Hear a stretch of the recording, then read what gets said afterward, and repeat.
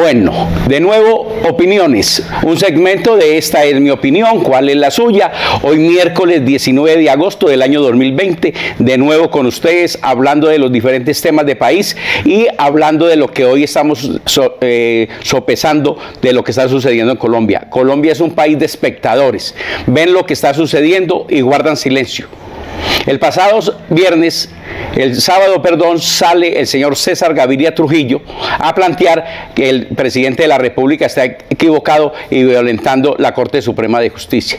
Él, que antes de elecciones de Duque salía a la palestra a gritar Uribe mentiroso, Uribe mentiroso. Luego termina doblegado y en la campaña de Iván Duque, el Partido Liberal a nombre de César Gaviria Trujillo. ¿Por qué sale con eso? Porque no ha sido capaz de explicar cuál es el entramado donde se ha involucrado su hijo Simón Gaviria en el problema de Odebrecht. O sea, en Colombia se vive de la extorsión y el chantaje en la política y nos olvidamos de la realidad que vivimos. Segundo, el tema de Hidroituango y el problema de empresas públicas de Medellín. Acaba de salir la junta directiva que eran representantes de los empresarios que tienen negocios que estaban involucrados en Hidroituango. ¿Y por qué se van? Que porque no los tuvieron en cuenta. Lo que pasa es que no les dejaron cerrar el negocio para evitar que el municipio de Medellín o el alcalde de Medellín le hiciera las denuncias pertinentes y demandara recuperar casi 10 billones de pesos que han perdido con la construcción de Hidroituango. Y nos vamos con nuestro primer invitado de hoy. Él se llama Mauricio Hernández, precisamente desde Medellín, hablando del problema del deporte y en especial lo que pasa en el fútbol colombiano. Esta es mi opinión y se llama Dime con quién andas.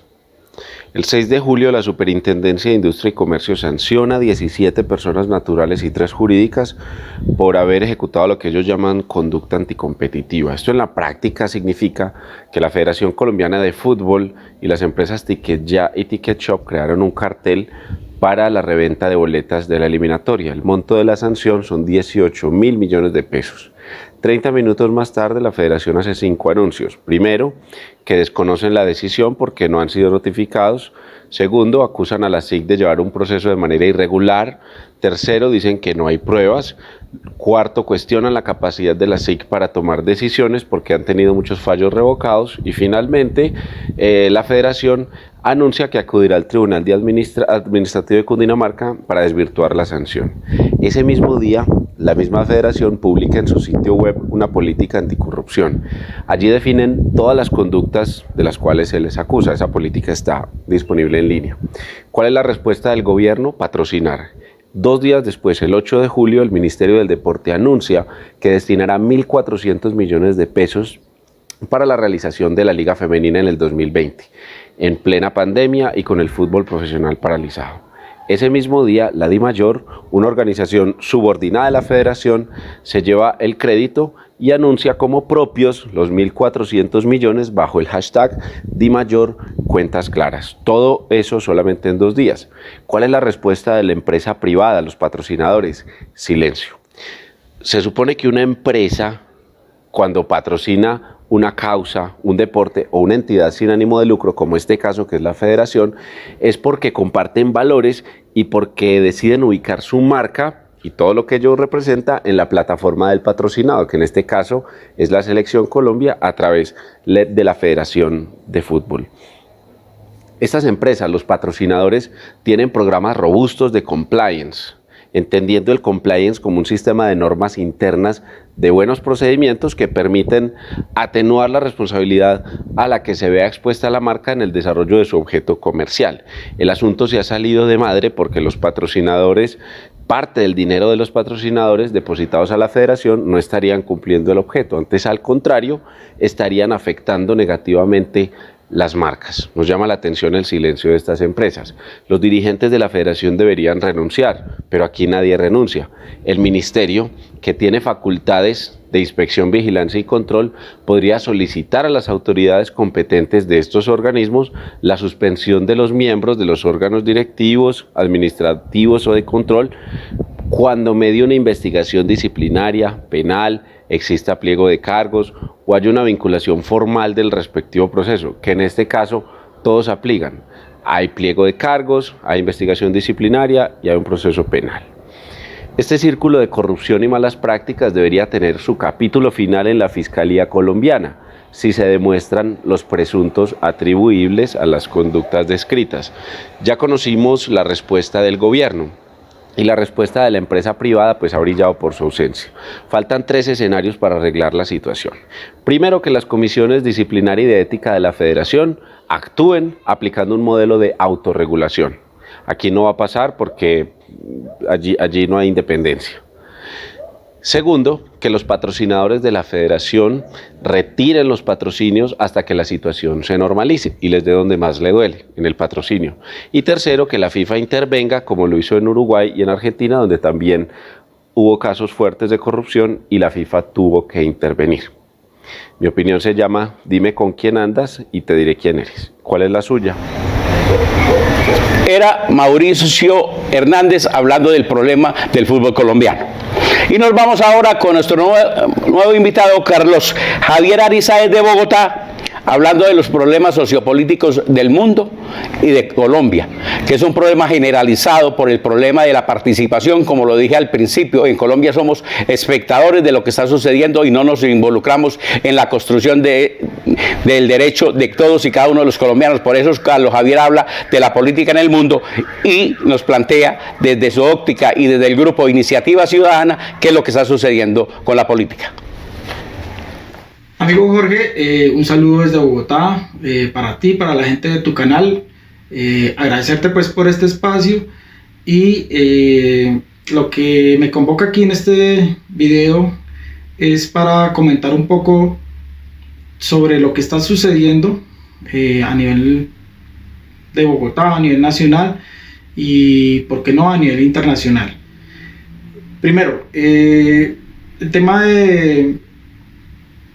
de lo que sucede a nivel internacional, pues para nadie es un secreto de que lo que pasa, lo que sucede en Estados Unidos repercute en estos países latinoamericanos.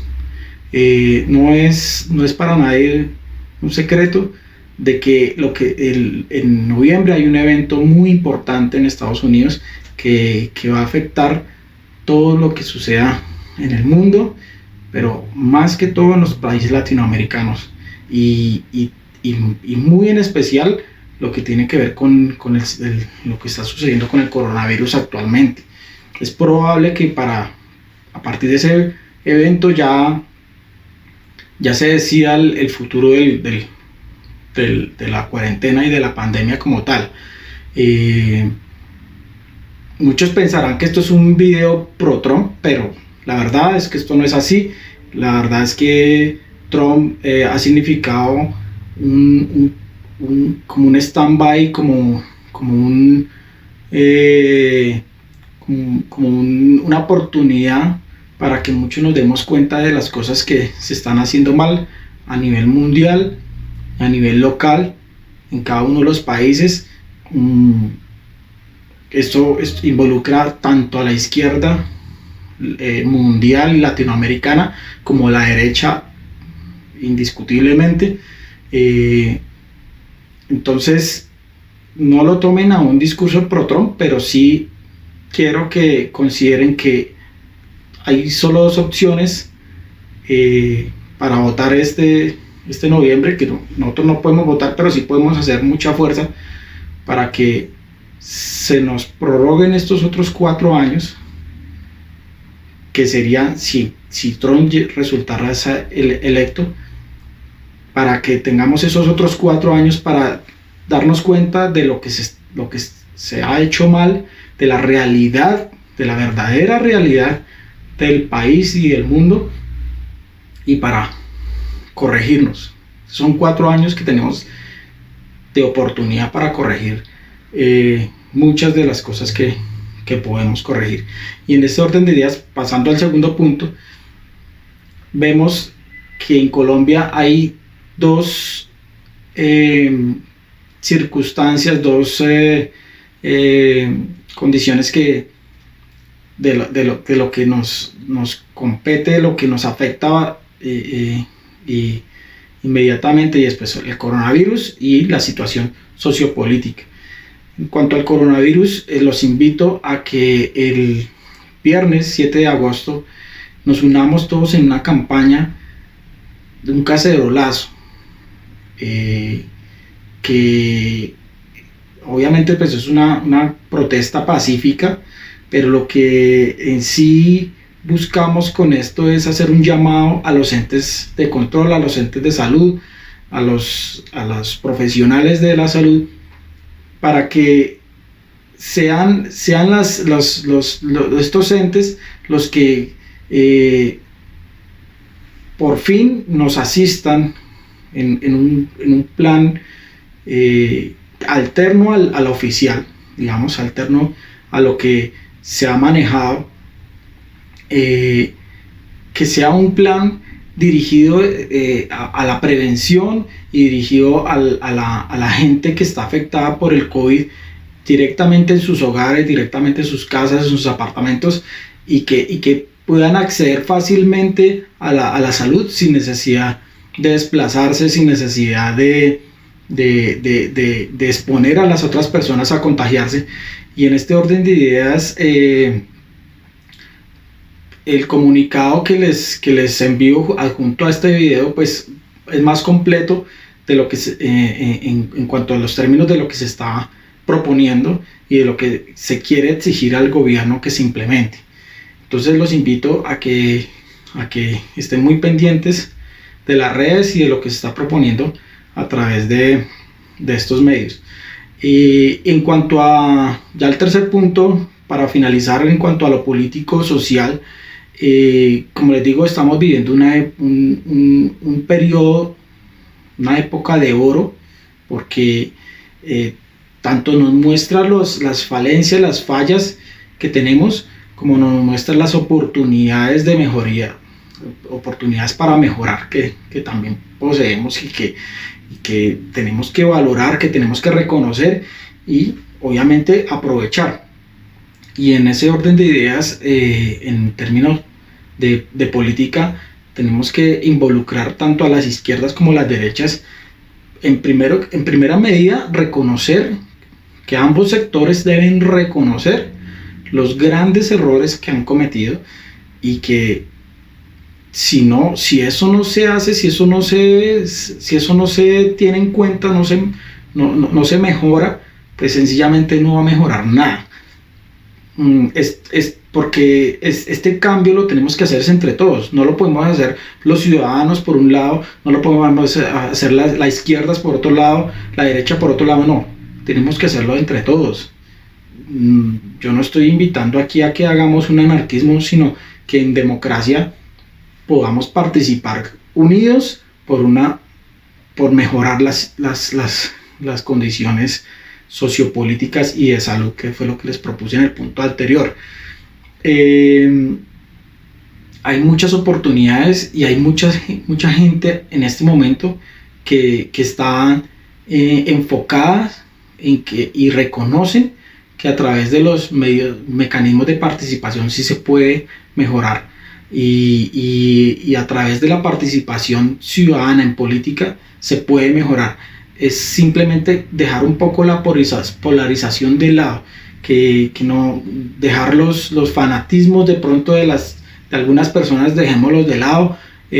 Pensemos que nosotros somos capaces de hacer las cosas, que hay muchas propuestas excelentes para mejorar tanto la justicia como la educación, como la salud, todo lo que nos afecta a todos, porque no es solo que afecte a los campesinos o que se afecte a la izquierda, a la derecha, no, afecta a todos, en esto estamos todos y todos tenemos que involucrarnos en este pacto social, un pacto por la vida y por la salud.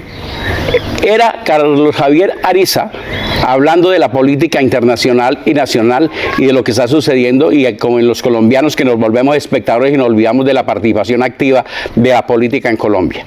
Y ahora nos vamos con Julián Zuluaga desde Nueva York, hablándonos de cómo se está comportando la población en estos momentos de pandemia en la ciudad de Nueva York, lo que está sucediendo realmente. Una tarde de verano en New York. Podemos ir observando cómo trata el ambiente de volver a la normalidad, cómo las personas tratan de incorporar en su rutina diaria las visitas al centro, a las calles memorables de la ciudad. Le ha costado bastante a los Estados Unidos volver a una normalidad después de lo que ha pasado con el coronavirus. En ese momento el estado de New York está bastante tranquilo. Los casos de coronavirus han bajado mucho, o sea, salen de las líneas de preocupación.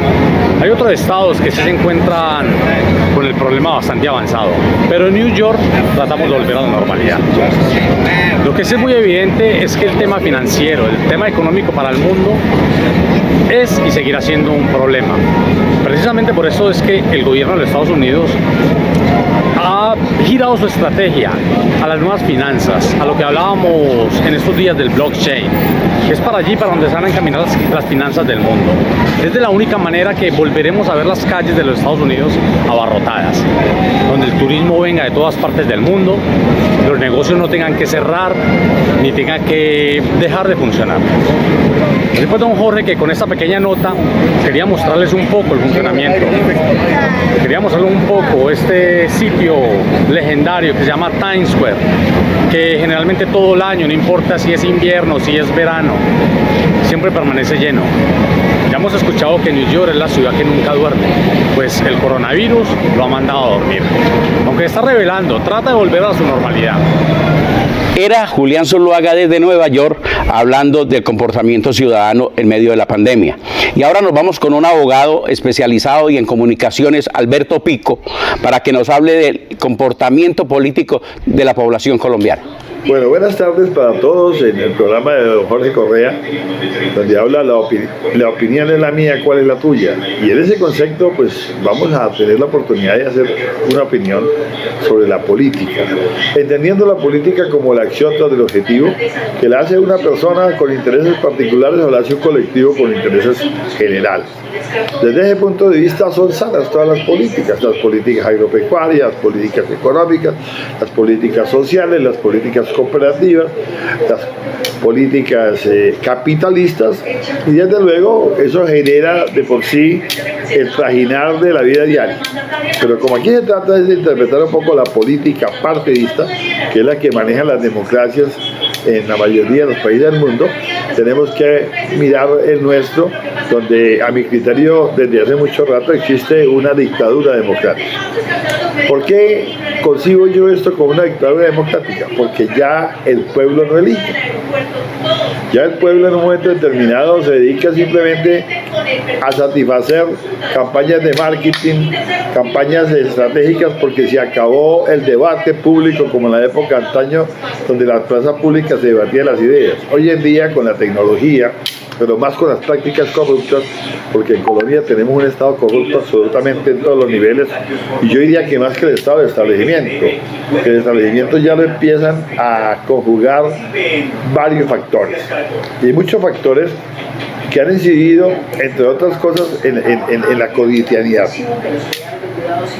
Observamos ya que las prácticas corruptas de las ligas, de los favores, de las coimas, de la contratación pública, del robo de muchos derechos del patrimonio público, como en el caso de la salud, en el caso de la misma de los mismos fondos públicos en contratación de infraestructura, donde observamos diariamente, por ejemplo, que todos los contratos tienen unos antecedentes muy macabros. Vemos el caso de Odebrecht en la contratación de los últimos gobiernos, no solamente en Colombia, sino en Latinoamérica, donde ya estas empresas se han sofisticado para hasta esconder en un momento determinado las pruebas.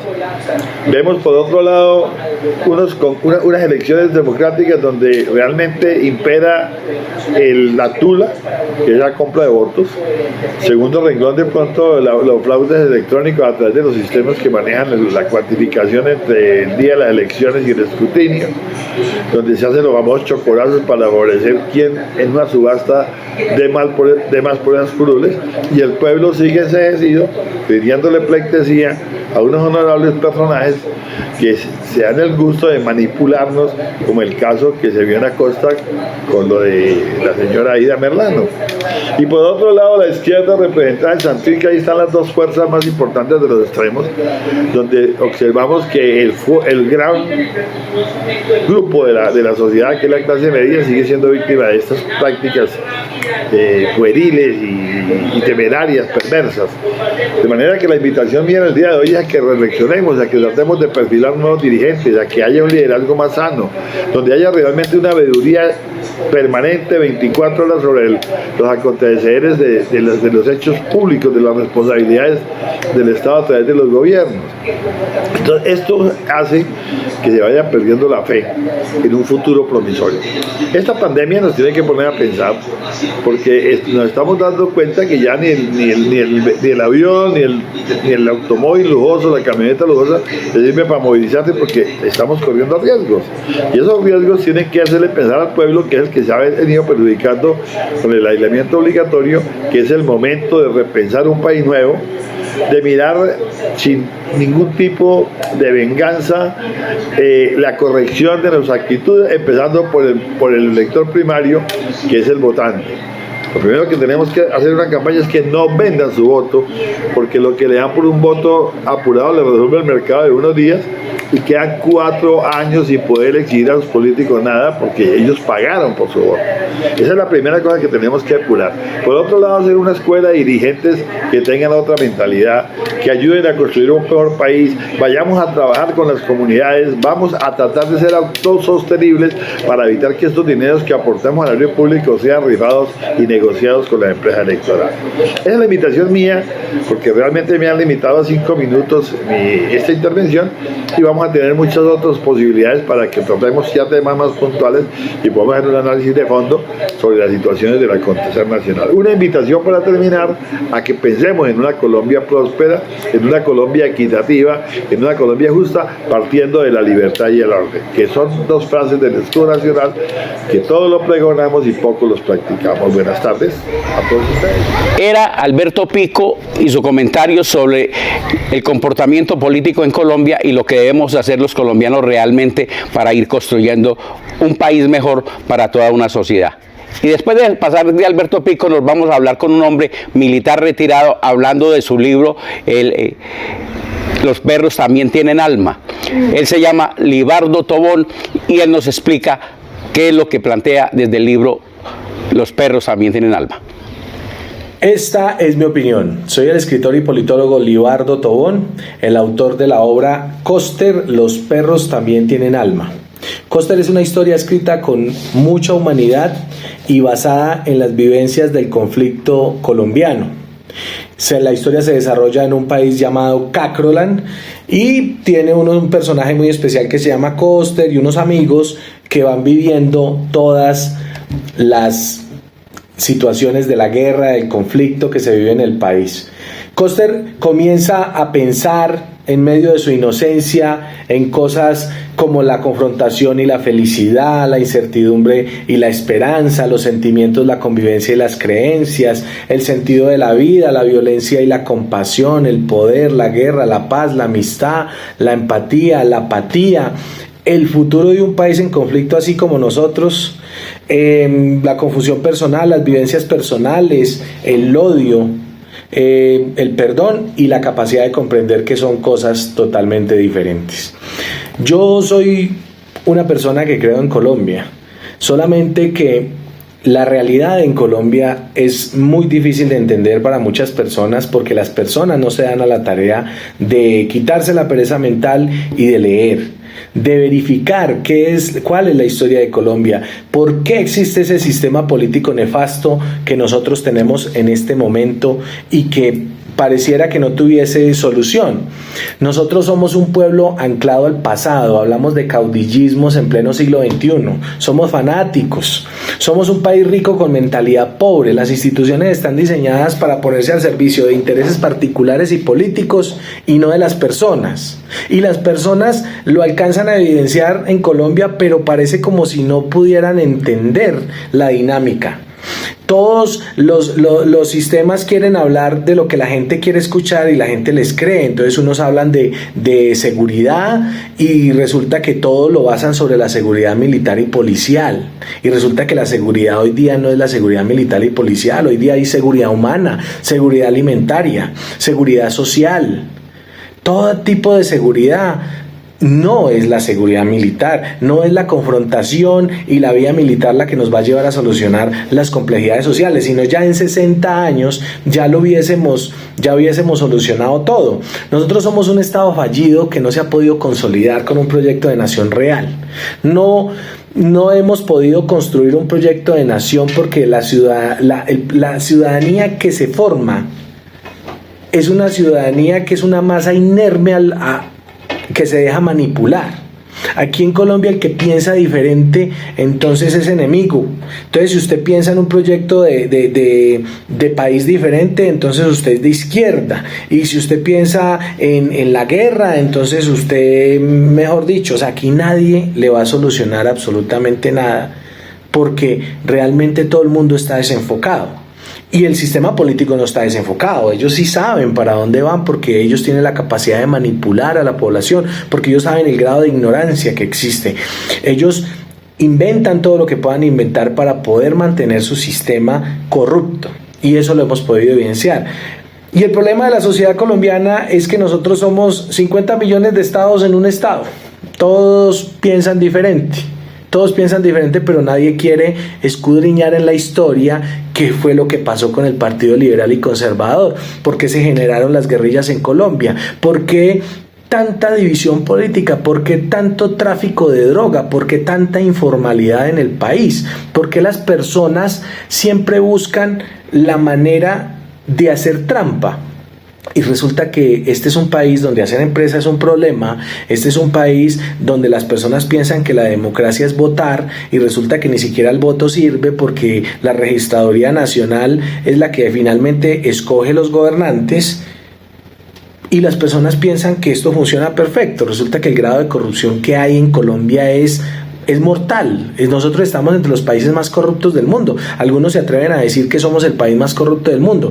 Cuando vemos, por ejemplo, mediciones internacionales como The Freedom House, que es una organización internacional que hace unas encuestas para medir los niveles de democracia en los países, muchas veces Colombia ha estado en los últimos lugares.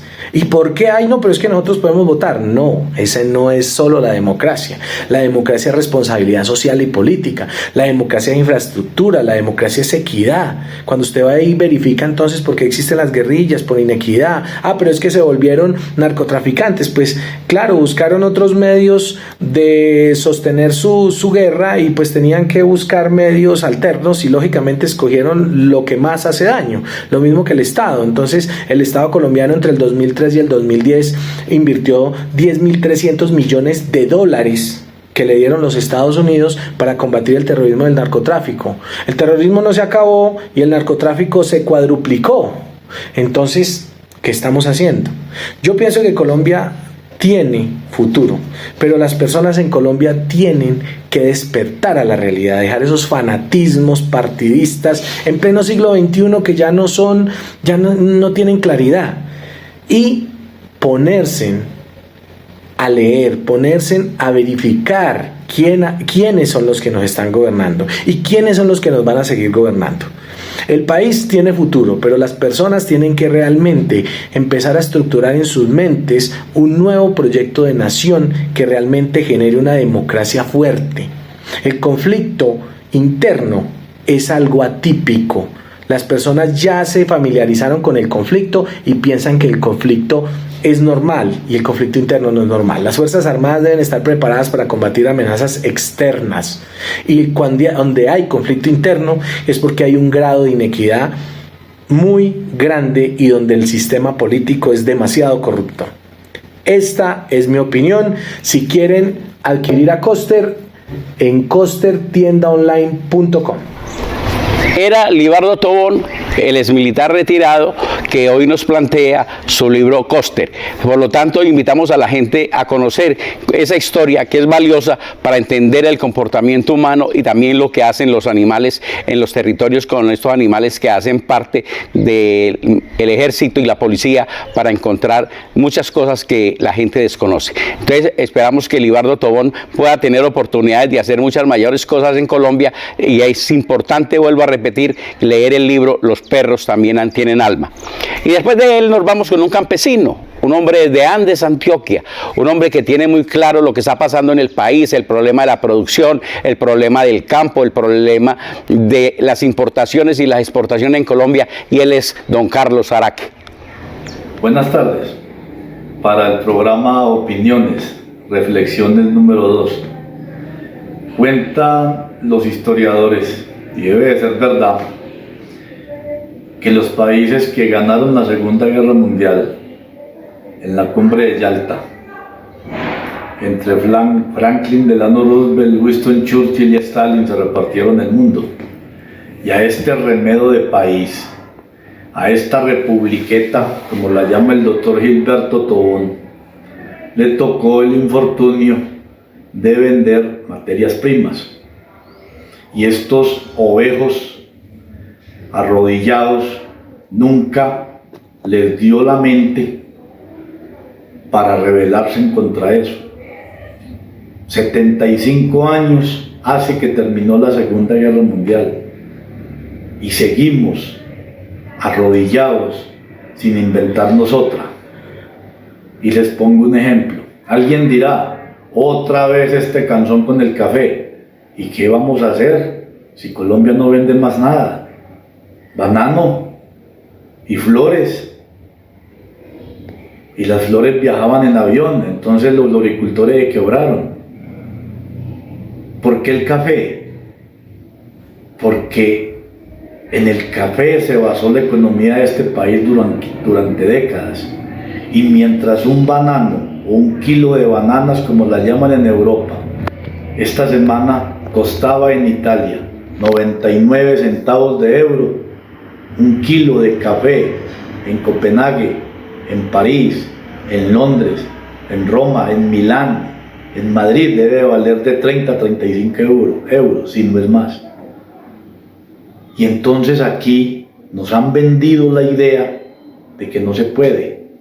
Como lo dijo un enano mental del Comité de Cafeteros de Antioquia hace 40 años, cuando le preguntaron que por qué Colombia no vendía su café tostado y empacado. Y la respuesta fue que no se podía. Lo volvieron a preguntar, doctor, ¿por qué no se puede? Ah, porque no se puede. Doctor Vélez, gerente de Fedecafé, ¿por qué no nos dice la verdad? Si ese gran país del norte, que lleva años, esos torrefactores de allá explotando los pobres campesinos nuestros, ¿qué hay debajo de la mesa?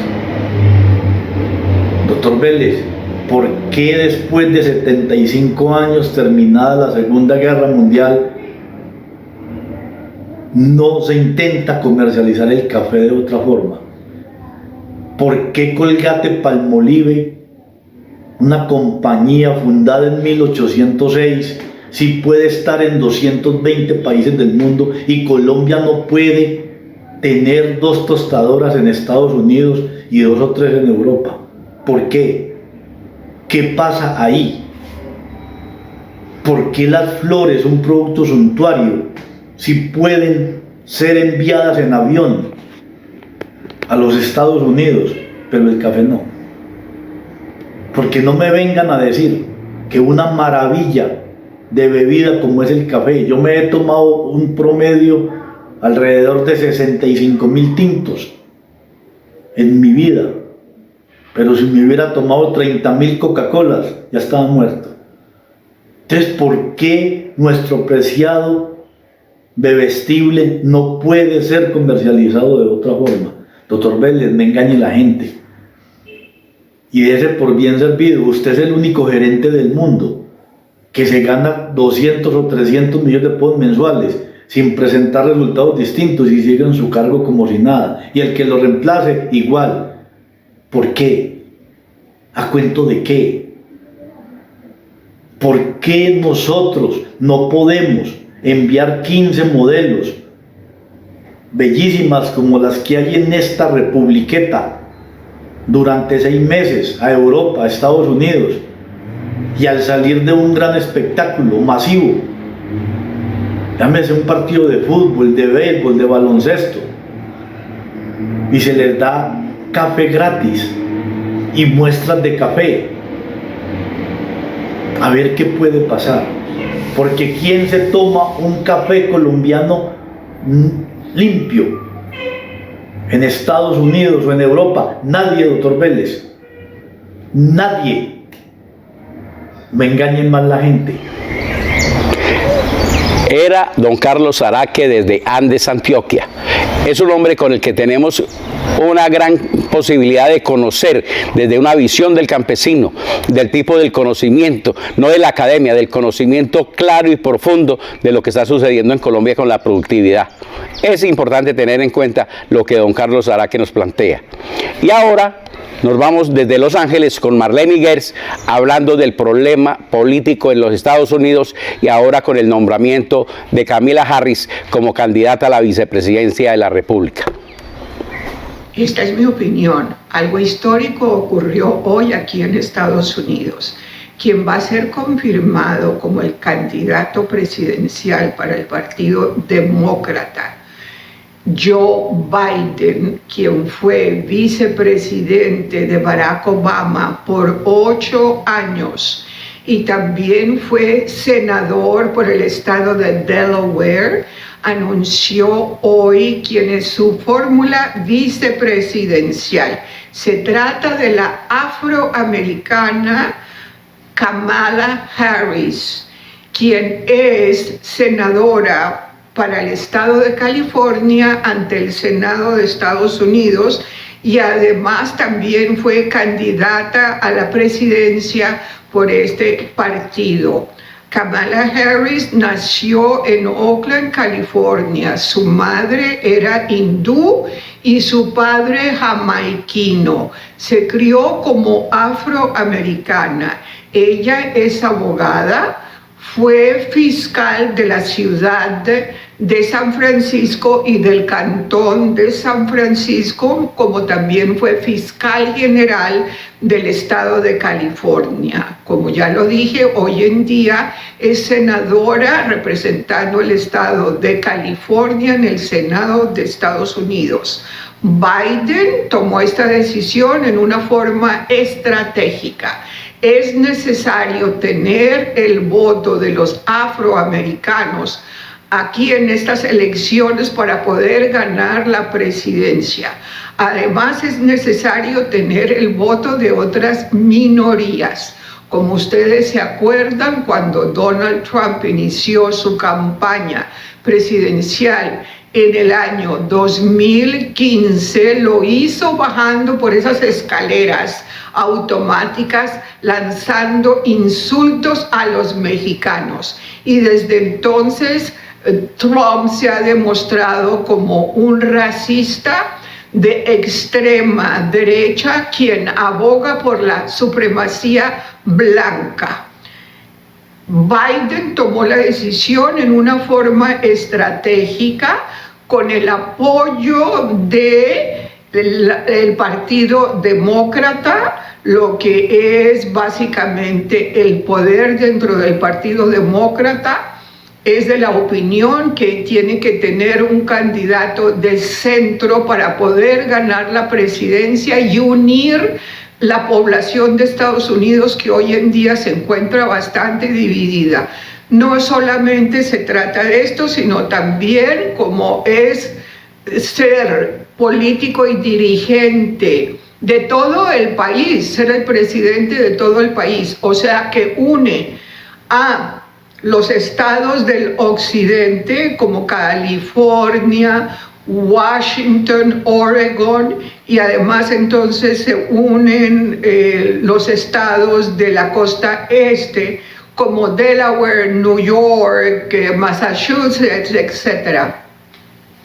una movida estratégica para ganar el voto afroamericano, el voto de las minorías latinoamericanas y para poder también capturar los independientes. Es seguro que Biden, de acuerdo a las encuestas, con esta fórmula vicepresidencial, va a ganar las elecciones. Esta es mi opinión. ¿Cuál es la suya? Hemos tenido 7 opiniones diferentes de lo que está sucediendo en Colombia y en el mundo. Y queremos que toda la gente que nos ve desde esta es mi opinión, cuál es la suya, Pandora's Box, todos nuestros canales donde estamos saliendo con el doctor Gilberto Tobón Sanín, todo lo que venimos haciendo, queremos invitar a la gente. ¿Quiere opinar? Aquí en Opiniones Opina. Aquí tiene oportunidades porque esta es una creación del periodista William Restrepo Cortés, que ha hecho una tarea importante por la construcción del colectivo con la intención de que la gente construya en Colombia, y necesitamos fortalecer con más fuerza lo que estamos haciendo en Colombia. Bienvenidos todos los que quieran participar en Opiniones, un segmento de esta es mi opinión, ¿cuál es la suya? Que el aislamiento sea cosa del pasado para ver Tardes de Talento.